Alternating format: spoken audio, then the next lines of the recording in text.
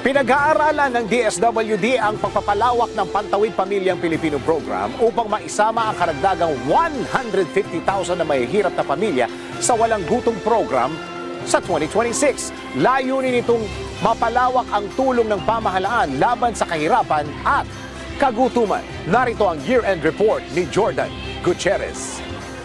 Mga paglilingkod na tama, kaya panalo ang Pilipino. Pero meron ding ginagawang hindi tama, kaya talo ang Pilipino. Mga ibinigay na serbisyo ng mga ahensya ng pamahalaan. Ngayong 2025, alamin kung panalo o talo. DWIZ Year-End Report.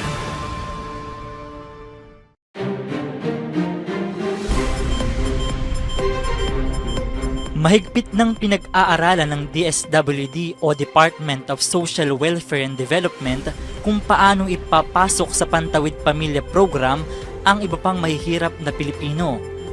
Ipinabati dito ni DSWD Spokesperson Assistant Secretary Irene Doblao kung saan target nila ang dagdag na 150,000 households para maging bahagi ng walang gutom program para sa taong 2026. Pinag-aaralan na rin naman po kung paano natin dadagdag o mai-enroll itong mga nasa waitlist, yung mga mahihirap pa ng pamilya dito sa programa. Opo. Yan naman po ang layunin natin, talagang matiyak na inclusive yung ating pong programa, lahat ng mga eligible na mga mahihirap ay mapasama at mabigyan din po ng karampatang tulong. So, for the 4Ps alone, we're looking at, of course, for 2026 yung pagdagdag sa mga program beneficiaries. Gayon din naman po sa walang gutom program.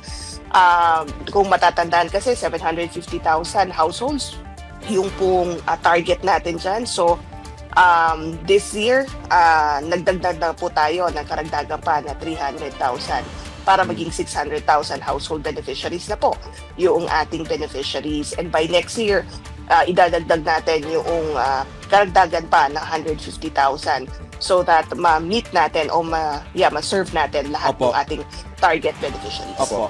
Ang tinig ni DSWD Spokesperson Assistant Secretary Irene Dumlao sa panayam ng DWIC. Para sa Panalo o Talo Year-End Report, ako si Jordan Gutierrez, nagbabalita ng tama, naglilingkod ng tama. Mga paglilingkod na tama, kaya panalo ang Pilipino. Pero meron ding ginagawang hindi tama, kaya talo ang Pilipino. Mga ibinigay na serbisyo ng mga ahensya ng pamahalaan. Ngayong 2025, ngayon alam na kung panalo o talo. DWIZ Year-End Report.